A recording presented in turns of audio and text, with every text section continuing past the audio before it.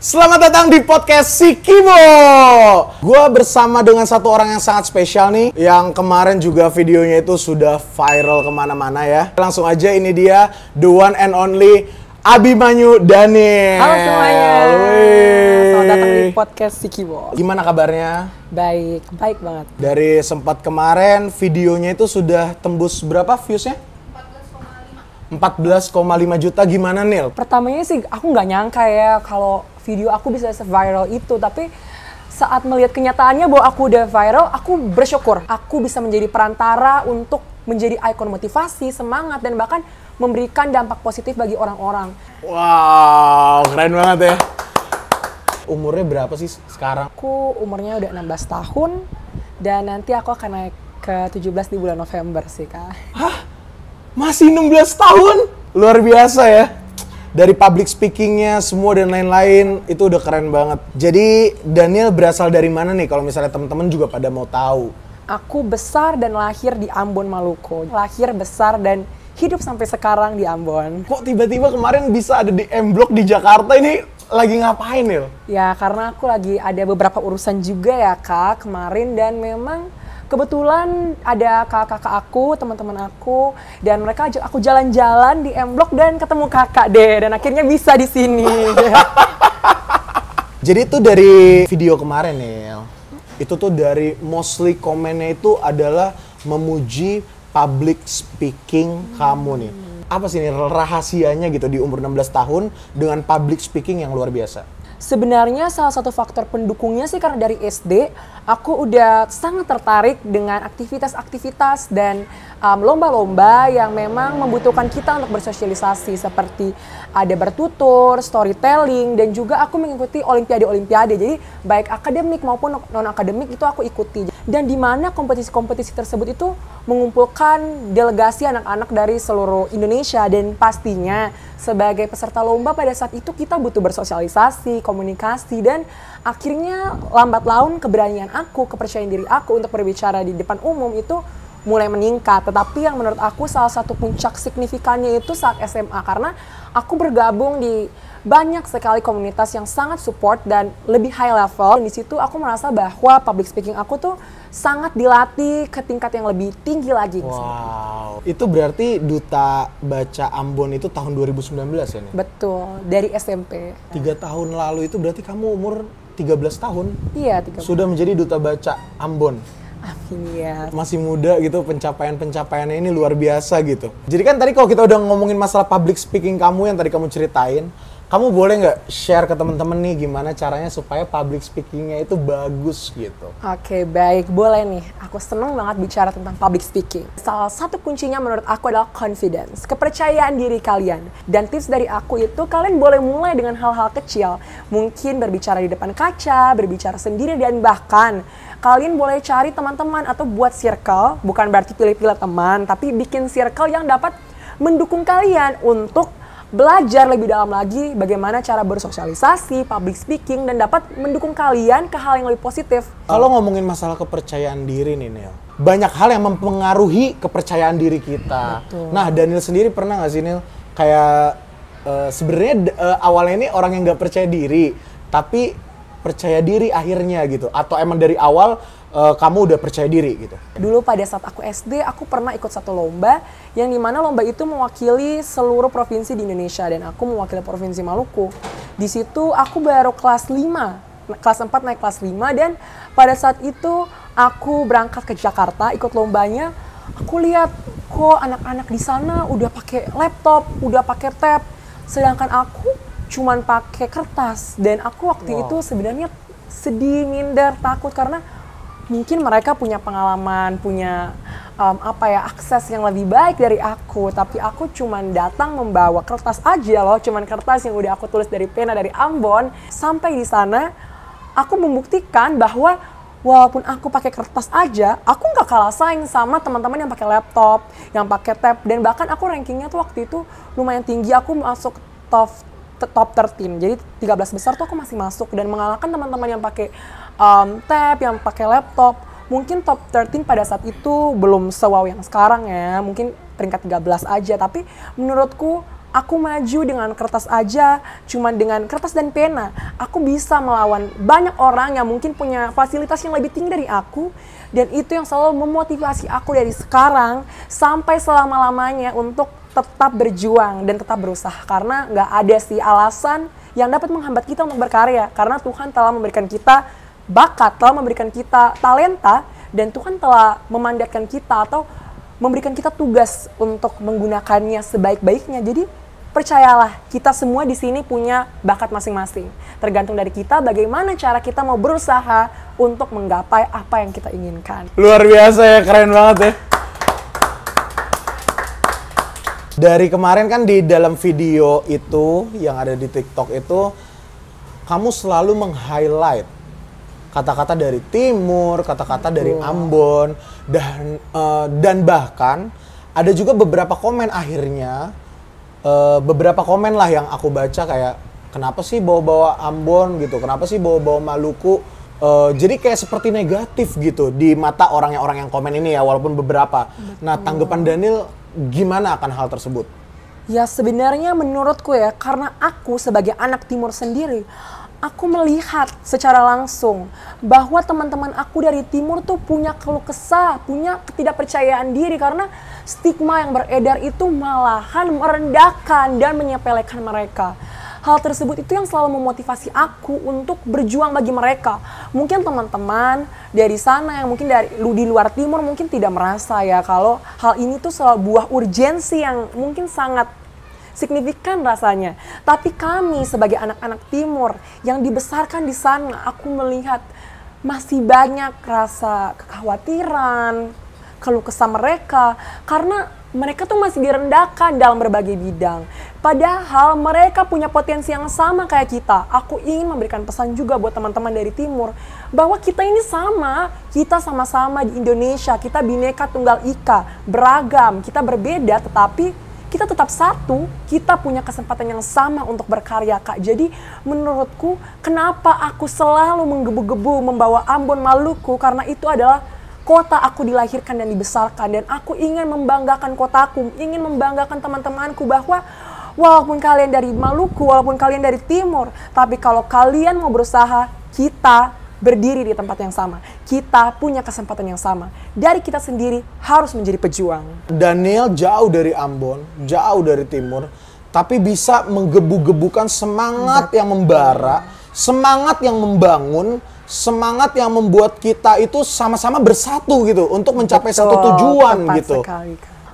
Anak-anak muda nih perlu semangat, harus. Jadi kenapa orang tanya, kenapa sih Abimanyu kamu bersemangat? Karena aku rasa aku harus menjadi pelopor yang membangun semangat anak-anak muda ke depannya, penerus bangsa, future leaders, pemimpin masa depan, agar mereka dapat meneruskan bangsa kita ke arah yang lebih baik lagi, dapat lebih semangat untuk menggapai mimpinya, agar Indonesia ini akan penuh dengan mimpi yang gemilang, akan penuh dengan harapan yang indah ke depannya. Betul banget, gue setuju banget. Daniel, boleh nggak ceritain gimana Daniel itu bisa ditunjuk menjadi Duta Baca Kota Ambon? Awalnya itu karena aku anak yang lumayan aktif di kelas, dan aku juga suka dengan literasi. Dan aku tuh suka untuk kayak apa ya, meningkatkan apa yang aku ingin kembangkan gitu. Jadi contohnya di kelas-kelas aku di Ambon itu ada pojok literasi, ada pojok baca ya. Dan aku tuh pengen bahwa pojok baca aku ini yang di kelas aku itu pengen dibuat semenarik mungkin. Jadi aku akhirnya dekor sendiri, aku minta di ibu guru aku untuk mengizinkan aku untuk dekorasi bareng teman-teman dan bikin karya-karya literasi juga di sana dan membawa buku-buku gitu. Dan mungkin karena kecintaan aku terhadap literasi, gemarnya aku, minatnya aku, ibu guru bahasa Indonesia aku, ibu guru bahasa namanya Ibu Kety, salam juga buat Ibu Kety, dia bilang bahwa mungkin kamu cocok sih ikut Duta Baca. Awalnya tuh aku berpikir, iya sih ini passion aku, dan akhirnya aku dilatih, aku coba, dan ternyata saat melakukan banyak tahapan mulai dari presentasi, baca cepat, aku dipilih menjadi Duta Baca, dan aku menjabat pada tahun 2019 sebagai Duta Baca saat aku kelas 2 SMP itu, kayak 1 SMP mau naik 2 SMP. Kalau jadi Duta Baca itu tugasnya ngapain aja sih, Nil? Oke, jadi Duta Baca itu namanya duta ya, berarti kita menjadi pelopor, ambasador. Dan Duta Baca ini berfokus untuk meningkatkan lagi minat dan gemar membaca anak-anak dan meningkatkan kecintaan mereka terkait literasi dan untuk membaca. Karena perlu kita sadari bahwa membaca buku atau membaca tulisan sastra itu adalah salah satu hal yang dapat mendukung meningkatnya pemahaman kita terkait apapun yang ada ke depannya. Jadi aku waktu itu sangat berminat untuk menjadi duta baca karena tugasnya itu untuk meningkatkan semangat juga bagi anak-anak lain untuk membaca dan mencintai literasi. Gimana nih teman-teman yang ada di Indonesia ini nih di masing-masing kota bisa mengikuti jejak Daniel sebagai duta baca di kotanya masing-masing? Iya, baik. Menurutku itu dari semangat juang teman-teman. Waktu itu Duta Baca tuh sempat nggak ada beberapa tahun karena pandemi, tetapi teman-teman boleh cek kok di mungkin media sosial di wilayah teman-teman, mungkin pemerintahan teman-teman, apakah ada nggak lomba-lomba duta itu di launch nggak, atau lomba duta-duta itu tuh dibuat nggak pada tahun itu. Tetapi menurutku selain Duta Baca, banyak kok teman-teman, mungkin teman-teman yang punya minat di bidang lain, banyak kok ajang-ajang duta yang mungkin teman-teman bisa ikuti sesuai dengan minat bakat teman-teman. Yang penting tips dari aku, teman-teman harus wajib pantengin nih kira-kira ada update apa di wilayah teman-teman. Jadi kalau misalnya ada pengumuman duta baca atau duta-duta lainnya, teman-teman bisa langsung mendaftar karena kan itu ada pengumumannya biasanya. Oke, berarti kita juga harus semangat untuk mencari itu. Betul. Ya, informasi tersebut kita harus bergerak gitu. Betul, kita harus bergerak. Kalau misalnya kita nggak bergerak, ya kita nggak tahu juga nih ada duta apa ya. Di kota kita itu ada duta apa sih yang bisa diikutin. Betul. Oke. Tapi ngomongin masalah duta nih dari tadi kita. Kamu tahu nggak duta ini? Seberapa pantas kakak untuk kutunggu? Tuh. Nggak tahu. Kurang tahu? Iya. Iya, itu duta juga soalnya. Gak tahu aku Kak. Daniel kemarin kan di video kemarin itu ada menyebutkan menjadi menteri sehari ya. Betul. Untuk pemberdayaan perempuan dan perlindungan anak. Nah, itu sampai ke situ gimana tuh, Niel? Jadi sebenarnya itu merupakan salah satu kegiatan yang merupakan kegiatan kolaborasi dari Plan Indonesia. Plan Indonesia merupakan sebuah organisasi yang memang bergerak dalam bidang equality dan juga bekerja sama langsung dengan Kementerian Pemberdayaan Perempuan dan Perlindungan Anak. Karena pada saat itu memang take over-nya itu menjadi Menteri P3A dalam sehari. Dan itu memberikan kesempatan bagi seluruh anak di Indonesia, anak muda di Indonesia, bagaimanapun latar belakangnya, mereka mendapatkan kesempatan untuk mengikuti kegiatan tersebut. Aku tertarik dong untuk ikut kegiatan tersebut karena aku rasa ini adalah salah satu kesempatan bagi aku untuk memberikan dampak positif bagi lingkungan sekitar aku. Jadi aku daftar.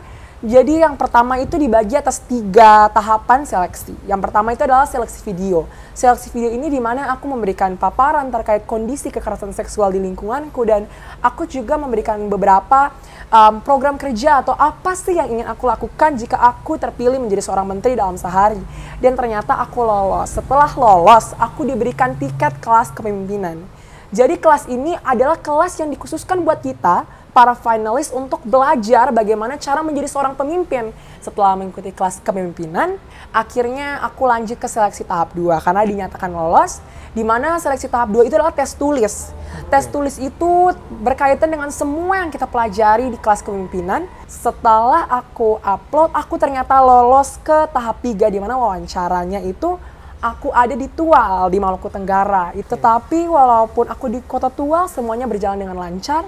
Dan aku terpilih menjadi Menteri Sehari Pemberdayaan Perempuan dan Perlindungan Anak. Jadi begitu prosesnya, Kak. Wow. Boleh nggak ceritain nih, selama sehari itu Daniel ngapain sih pas menjadi Menteri Pemberdayaan Perempuan dan Perlindungan Anak? Ya jadi technically ya kita benerin ganti Ibu Menteri, jadi kita shadowing. Jadi kan kegiatan ini kan bertepatan ya dengan Hari Anak Sedunia ya. Jadi pada saat itu banyak sekali agenda-agenda yang memang Bunda Menteri lagi ikutin. Dan kita berkesempatan untuk shadowing atau gantiin secara 100% semua kegiatannya. Dari yang pertama tuh kita ke lapas, jadi kita ke lembaga permasyarakatan yang isinya anak-anak muda yang mungkin berhadapan dengan hukum pada saat itu. Dan kita kasih motivasi buat mereka. Aku bilang begini, kayak walaupun kalian lagi terjerat dengan masalah di hidup kalian, tapi kalian harus tetap berusaha, karena kita semua ini boleh jatuh, boleh ya, pasti kita semua di dunia ini pasti pernah jatuh, tapi kita nggak boleh terpuruk, kita harus bangkit lagi. Jadi aku kasih motivasi dengan teman aku juga, partner aku Kanaya yang Sari Jadi Menteri, kita bilang walaupun kalian jatuh, kalian harus bangkit untuk berjuang. Setelah itu kita juga pergi bersama Bunda ke Tomohon. Waktu itu ada pertemuan Forum Anak se-Indonesia waktu itu. Jadi di Forum Anak se-Indonesia itu pertemuan, kita dipanggil ke depan, dikasih award, hadiah juga, dan kita kasih sepatah dua kata juga. Jadi aku juga kasih inspirasi ke teman-teman semua yang mungkin pengen menjadi kayak mengikuti jejakku Sehari Jadi Menteri. Aku bilang boleh, karena nggak ada kata tidak untuk kita kalau mau berusaha kan. Jadi aku kasih inspirasi, motivasi bagi mereka juga untuk mulai dong berjuang untuk apa yang kita mau. Dan kesempatan yang bagus juga, dalam sehari itu kita bertemu dengan delegasi Forum Anak se-Asia Tenggara. Di situ tuh aku seneng banget karena aku bisa melihat anak-anak dari seluruh Asia Tenggara, karena aku juga sendiri itu belum pernah berangkat ke luar negeri ya. Jadi bukan aku yang nyamperin negara mereka, malah mereka yang nyamperin aku. Aku jadi kayak seneng banget sih sebenarnya bisa lihat anak-anak dari Malaysia, dari Vietnam, ya kan. Ya berbeda dengan kita pasti, tapi ya tetap satu, kita tetap saling support. Dan yang terakhir yang menurut aku paling membanggakan itu dapat memimpin rapat kepala dinas se-Indonesia. Bayangkan waktu itu bocah 16 tahun tiba-tiba berangkat ke Manado, pimpin rapat bersama teman aku Kanaya, pimpin rapat kepala dinas se-Indonesia. Waktu itu kita pimpin rapatnya. Aku agak speechless sih, kok aku umur 16 tahun yang orang-orang pada bilang bocah ya, umur-umur segitu ya, masih main game, masih jajan es teh di luar sebenarnya ya, tapi bisa berkesempatan untuk mimpin rapat kadis. Dan itu yang menjadi motivasi aku, karena walaupun kita muda, kita juga bisa berdampak. Tapi kalau kita punya itikat positif untuk mengubah yang tidak baik menjadi baik, atau untuk membuat sesuatu menjadi baik, untuk membuat sebuah perubahan bagi kedepannya, kalau emang kita mau dan kita mau berusaha, pasti kita punya kesempatan. Jadi buat teman-teman semua yang merasa masih muda, masih minder, nggak usah takut teman-teman. Selagi kalian masih bisa bernapas di bumi ini, kalian masih bisa untuk berusaha, kalian masih bisa berjuang gitu. Oke. Aku ya kayak gitu. Gue ngeliatin Daniel kayak lagi pidato gitu ya. Iya ya, jadi udah nggak jadi podcast ya, Kak, jadi pidato. Oke. Berarti kan Daniel ini 100% menjadi menteri kan ya selama sehari. Betul. Itu berarti dikawal nggak sama polisi? Iya, dikawal sama kayak protokol-protokolnya. Aku juga agak kaget sih. Orang aku biasanya kalau jajan sendiri, kemana-mana sendiri, nggak ada yang peduliin juga. Tiba-tiba udah pakai protokol, udah pakai ada penjagaannya, terus kayak banyak media massa. Oh, itu keren banget sih. Bahkan kita tuh naik mobilnya Bunda Bintang itu yang RI 47 gitu, yang kayak platnya tuh RI gitu. Plat RI ya. Iya, kapan lagi ya? Kapan lagi? Gue aja belum pernah mentok-mentok naik angkot. Sama aku. Oh, sama ya? Iya, pernah juga, pernah naik angkot. Ya, aku kalau ke sekolah juga, kalau misalnya dari rumah aku ke sekolah juga kadang-kadang naik angkot. Nomor berapa? Kalau gue biasanya C01. Kalau aku nggak perhatikan sih sebenarnya. Udah fokus ke sekolahnya juga, takutnya telat ya, Kak. Gak diperhatiin ya. Kalau gue biasanya ngeliatin angkot tuh nomornya channel 1. Oh ini kesini. Oh kalau sana nggak perhatiin ya? Iya, nggak pernah. Yang penting nyampe aja. Beda, emang beda. Ini contoh anak-anak yang berkualitas. Kalau saya anak-anak yang hanya melihat channel 1. Itu. Pas rapat itu ada yang tidur kan ya? Enggak, malah mereka bersemangat. Yang ketua-ketua itu, yang ketua dinas semua semangat? Iya, semua semangat, karena kapan lagi ya dipimpin sama anak-anak umur 16 tahun, umur 17 tahun waktu itu ya. Dalam pimpinan rapat ya, yang biasa dipimpin oleh menteri, tiba-tiba digantiin sama anak-anak. Pasti ada yang kaget, yang penasaran, dan jadinya awalnya yang kita jadi kayak khawatir apakah jalan dengan lancar nggak, malah jadi lebih seru, lebih fun, dan pastinya lebih kayak menyenangkan aja sih untuk dijalaninnya. Mungkin kan dari tadi itu perasaan bangga, senang, tapi lu pernah mikirin gak Nil? Perasaan menjadi anak kepala dinas. kayak gini nih, maksudnya kan si kepala dinas itu ngelihat lu speech di depan mereka kan, mimpin rapat ya kan. Terus kira-kira nih pas balik, dia gituin anaknya gimana tuh Nil? Gituin anaknya. Tadi papa habis ketemu nih, anak 16 tahun seumuran kamu. Ini anaknya main game terus nih. Dibanding-bandingin Iya, ya. dibanding-bandingin. Bukan dibandingin sama tetangga, malah sama anaknya kepala dinas ya. Jadi yang insecure bukan tetangganya ya nanti. Belum pernah sih kayaknya. Semoga juga enggak ya. Semoga enggak ya. Malah jadi motivasi ya. Amin, Semoga harusnya begitu ya. punya. Oke Nil, kan sebenarnya gue agak cukup kaget gitu ya.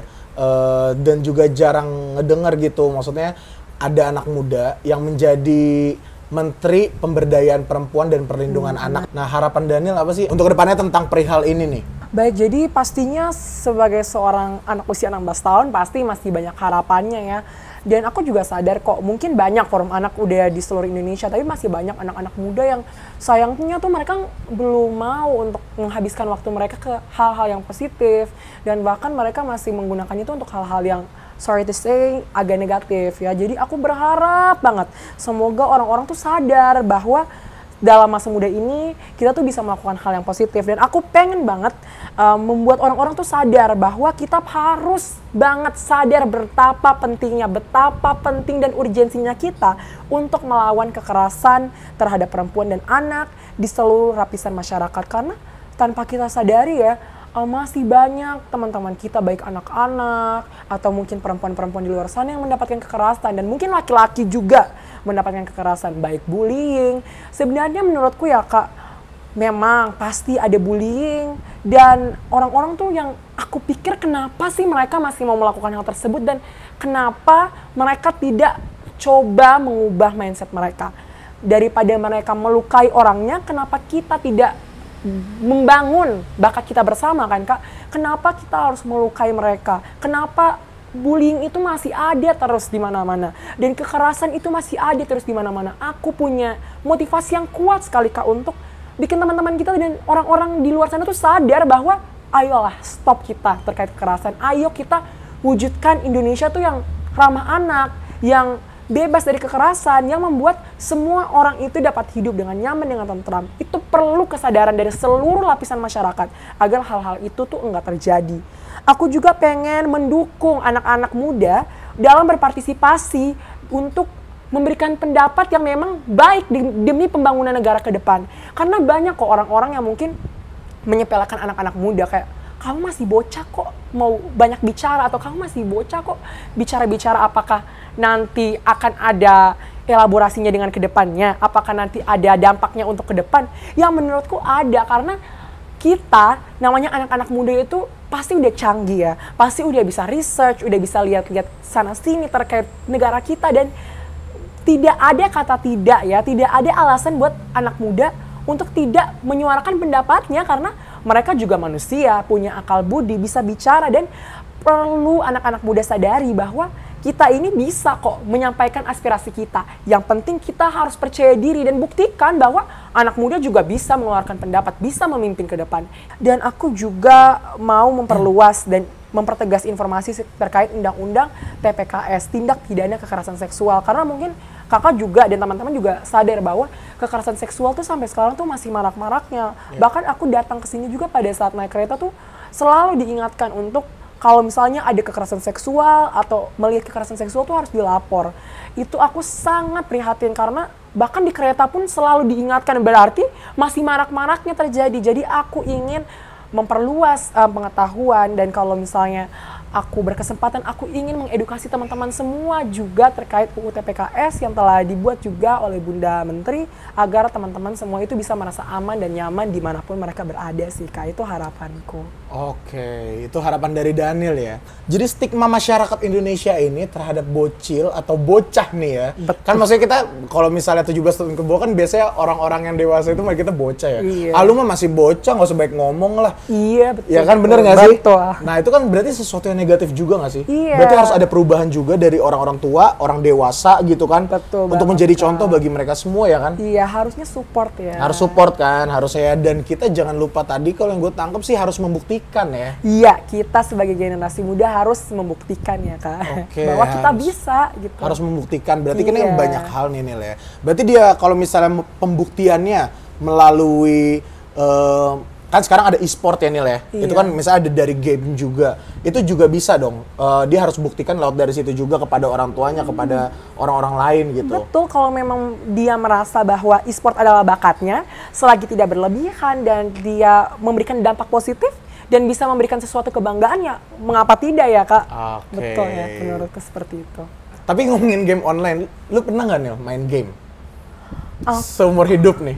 Gue pengen tahu deh. Lu udah jadi duta baca, udah jadi menteri, ya kan, menteri sehari. Lu pernah nggak sih main game?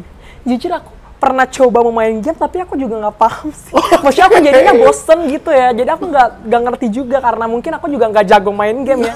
Jadi akhirnya dihapus juga. Jadi aku nggak punya game sih. Tapi main Tetris pernah? Enggak. Enggak juga. Snake gitu yang ular-ular. Oh, kalau ular-ular di HP bapak aku pernah. Main ular-ular yang makan apel gitu, kayak yang makan biji. Itu aku pernah. Iya. Tapi berarti memang tidak concern ke arah sana ya. Iya. Pernah main ini nggak, petak umpet? Oh, pernah. Kalau di Ambon itu kita malah lebih sering main di luar ruangan. Makanya aku juga jarang main handphone kalau udah ketemu teman-teman aku, karena kita lebih spend quality time-nya tuh di luar, main game-game, main petak umpet. Kalau dalam bahasa Ambon tuh enggo basambunyi, enggo lari begitu. Bahkan ada lagunya. Terus ada banyak game-game juga yang sebenarnya tuh lebih berarti dan lebih bermakna sih. Kalau masa muda kita dihabiskan di luar ruangan bersama teman-teman, itu lebih bermakna sih menurut. Oke. Dan ternyata baru masuk lagi nih guys. Ternyata ada lagi nih, Daniel itu menjadi peer educators mitra Ekpat dan Meta. Bisa ceritain lagi nggak Nil ini nih? So basically untuk jadi peer educators dari Ekpat dan Meta itu dimulai dari sebuah project yang namanya Aman Project. Aku Muda Aku Nyaman, yang merupakan kolaborasi Ekpat dan Facebook. Waktu itu belum Meta out, masih Facebook. Dan setelah itu kita mengikuti rangkaian pelatihan, edukasi, dan setelah kita udah accomplish pelatihannya, kita tuh kayak ditawarin untuk menjadi Aman Warrior gitu. Nah, pasti banyak yang bertanya, maksudnya untuk ikut Aman Project ini kalian harus di reach out-nya bagaimana? Nah, kalau pada saat aku itu sendiri, karena salah satu sasarannya juga dari forum anak, jadi karena aku juga di forum anak saat itu, aku diundang untuk menjadi peserta Aman Project-nya. Dan setelah aku sudah ikut, aku diajak juga untuk melanjutkan kayak karya-karyaku untuk menjadi seorang peer educators di Aman Warriors. Jadi Aman Warriors itu sebagai kayak ikon-ikon anak-anak muda yang siap untuk menjadi teman sebaya, untuk menjadi peer educator, untuk menjelaskan terkait literasi digital dan keamanan berinternet, karena itu merupakan sebuah urgensi yang sangat penting di masa kini. Jadi setelah aku mengikuti tahapan seleksi, akhirnya aku lolos menjadi peer educators itu sendiri. Dan ternyata jadi peer educators itu tuh nggak asal-asalan cuma jadi peer educators doang, tapi ada banyak sekali tahapan-tahapan yang perlu kita siapkan untuk menjadi seorang peer educators Facebook dan Ekpat itu sendiri, Meta dan Ekpat itu sendiri. Jadi ada juga sisi-sisi pelatihan khusus dari master teacher, namanya master teacher, untuk membuat kita menjadi seorang peer educator yang profesional. Jadi walaupun muda itu, kita adalah seorang peer educator yang profesional karena memang sudah dilatih langsung dari master teachernya Meta gitu. Jadi memang banyak sekali prosesnya untuk menjadi seorang peer educator itu sendiri. Tapi aku rasa itu worth it sih. Oke, yang paling susah apa nih? Pastinya tuh pada saat kita harus adjust bagaimana cara menjadi seorang peer educator. Bagaimana cara kita bisa menarik perhatian anak-anak, apalagi berbicara tentang literasi digital, tentang keamanan internet, pasti banyak yang bakal bosan ya sebenarnya kalau dengarnya. Oleh sebab itu, kita sebagai anak muda ini berpotensi karena kita bisa memberikan gaya-gaya yang muda, yang gaul, tapi agak challenging juga karena kan takutnya nggak sefrekuensi dengan teman-teman lain, atau enggak takutnya garing kan. Jadi perlu belajar banyak hal lagi agar kita dapat deliver kayak materinya itu dengan baik gitu. Oke, berarti memang tidak asal-asalan gitu ya? Betul. Harus ada seleksi juga ya? Betul. Oke. Ngomong-ngomong, kamu punya Facebook juga? Punya. Ada juga Facebook ya? Main? Ada, aku main. Dari tahun? Kalau aku dulu 2012, aku 2012. Oh ini 2014, enggak, 2016. 2016? Iya. Berarti kamu ada posting foto di situ juga? Pernah. Iya. Ada foto alay gitu atau gimana gitu? Palingan selfie doang. Pas masih bocah. Selfie. Terus ya gitu-gitu doang sih. Selfie gayanya gimana tuh? Gini doang. Terus kan status ya. Iya. Jadi ya curhat-curhat doang sambil selfie terus ada curhatannya kan. Oh iya, tapi curhatannya alay juga nggak? Enggak sih, palingan kayak waktu itu kan aku nggak ada kendaraan kan. Terus aku kayak cuman kayak, duh aku mau ikut kegiatan, aku bimbang dan ragu, kok aku nggak ada kendaraan, apa aku naik angkot aja. Terus kayak tante-tante aku tuh kayak, tante kenalan aku tuh kayak balas statusnya juga. Jadi kayak, kamu kalau mau kesini naik angkot yang kesini. Oh dia diarahin nih malah ya? Dia diarah. Jadinya. Gue pernah di titik updatean Facebook itu hurufnya besar kecil. Lu pernah nggak? Nggak pernah sih. Puji Tuhannya ya. Apalagi kalau pakai angka ya kak. Nggak pernah ya. Aduh nggak jelas banget. Tapi nama Facebooknya apa? Kayaknya Abimanyu Daniel. Nggak ada angka-angka? Enggak. Puji Tuhan enggak. Atau Abimanyu Moods gitu? Enggak ada. Emotes? Enggak. Tapi pernah ketemu nama-nama username itu ya? Ya pasti lah. Itu nama username gue satu-satunya. Kibo Imutes. Jadi pernah jadi anak hits Facebook pada masanya. Betul. Ya. Sebelum beralih ke TikTok. Daniel, dari tadi kita udah cerita-cerita banyak hal, Neil. Dan cukup speechless sih gue dengan pencapaian itu, dengan langkah-langkah yang lu ambil gitu. Masih muda, tapi bisa mengambil tanggung jawab yang sebesar itu. Nggak banyak anak muda yang mau soalnya, dan tidak banyak anak muda yang tertarik ke arah sana. Tapi gue sebagai masyarakat Indonesia nih, sebagai masyarakat Indonesia yang biasa aja, mengucapkan terima kasih lah kepada Daniel udah ikut memajukan Indonesia. Kalau gue mau tanya planning nih Neil, planning lu itu ke depannya ada nggak sih? Kayak goals atau apapun yang pengen lu jalanin ke depannya, karena kan masih muda banget nih. Iya, betul. Nah, kira-kira boleh nggak atau mau jadi presiden atau gimana, kan gak ada yang tahu dong. Nah, gimana nih? Jadi aku sebenarnya untuk planningnya sih yang paling utama, aku mau menjadi semangat serta ikon motivasi bagi anak-anak muda untuk memperjuangkan mimpinya dengan apapun latar belakang mereka. Aku pengen bahwa aku bisa menjadi sebuah bukti perjuangan bagi teman-teman untuk mau bergerak. Aku juga sangat berharap bahwa kedepannya aku dapat didukung oleh banyak orang lagi untuk bisa bersama-sama memberikan dampak yang positif bagi teman-teman di Indonesia. Dan untuk planning dari diriku sendiri sih, aku ada rencana semoga kayak aku bisa melanjutkan studiku ke international relation atau hubungan internasional. Aku memang suka dalam bidang sosial dan aku merasa bahwa aku ingin melanjutkan diriku di sana, biar walaupun aku dari Ambon, aku bukan cuma membanggakan kota Ambon saja nantinya, tapi aku bisa kalau memang Tuhan berkehendak membanggakan Indonesia di kancah internasional gitu. Wow. Buat Daniel nih yang terakhir, ada nggak yang mau Daniel sampein gitu untuk teman-teman di Ambon boleh, untuk orang-orang di sekitar Daniel, keluarga, saudara, dan untuk motivasi anak-anak muda sekarang yang lagi nonton nih, yang ada di Indonesia. Mungkin Daniel ada yang mau Daniel omongin atau mau kasih tahu ke kita, boleh banget. Baik, jadi pesan aku yang pertama untuk seluruh anak-anak di Indonesia, baik yang sudah semangat maupun belum semangat, aku cuman mau katakan buat teman-teman semua bahwa tidak ada yang tidak mungkin terjadi kalau kita mau berusaha. Kita semua memiliki kesempatan yang sama. Seperti kepompong ya, yang perlu berjuang keras agar dia dapat bertumbuh menjadi sebuah kupu-kupu yang indah. Sama halnya kayak kita. Kita perlu berjuang sekuat tenaga, kita perlu kerja keras agar kita dapat berkembang menjadi sebuah versi atau seorang versi terbaik dari diri kita sendiri. Kita perlu bergerak dan berusaha agar pada akhirnya kita dapat membuktikan bahwa kita dapat menjadi versi terbaik kita, dapat menjadi anak muda yang bermanfaat dan inspiratif. Dan aku juga ingin katakan buat teman-teman untuk ayo beranilah bermimpi dan tidak takut untuk berusaha hingga mimpi kita tergapai. Dan aku juga punya pesan spesial bagi teman-teman aku yang ada di timur, khususnya di kota Ambon, dan aku mau secara langsung memberikan pesannya pakai bahasa daerah kita. Buat teman-teman dorong semua dari Ambon, Maluku sana ataupun dari timur, beta mau bilang para kamu, biar katong dari kecil makan sagu dan papeda saja, biar katong mamarin papa cuman kasih makan katong ikan, kuah kuning. Tapi katong sih usah takut, katong juga sama. Katong bisa kasih tunjuk bahwa katong ini juga punya kesempatan para bisa bersinar di katong pun negeri maupun sampai di orang pun negeri. Tak usah takut kalah, sing usah takut gagal. Katong ini sama-sama bisa. Katong kesempatan ini sama.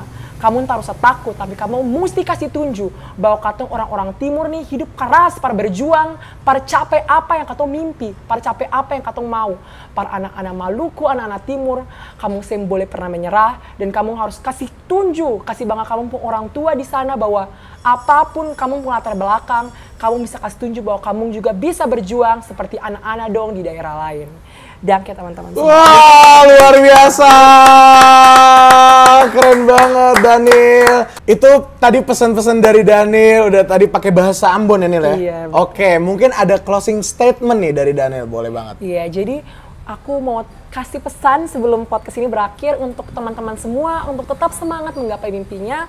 Dan beta juga mau kasih ingat para anak-anak Ambon semua, ingat biar katong jauh dari timur sana, tapi katong juga punya mimpi toh. Teman-teman nu semua bilang kalau teman-teman punya mimpi, jangan kamu kasih gagal akang, kamu usaha sampai kamu bisa.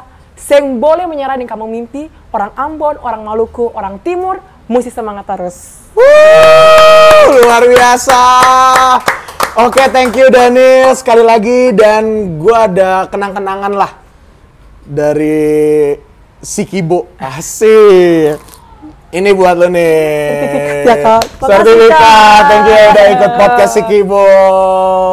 Thank you sekali lagi. See you Daniel. Bye-bye. Oke, buat teman-teman semua, jangan lupa like konten ini, komen, dan jangan lupa juga subscribe. Karena podcast Sikibo bakal ada orang-orang yang luar biasa lagi. See you.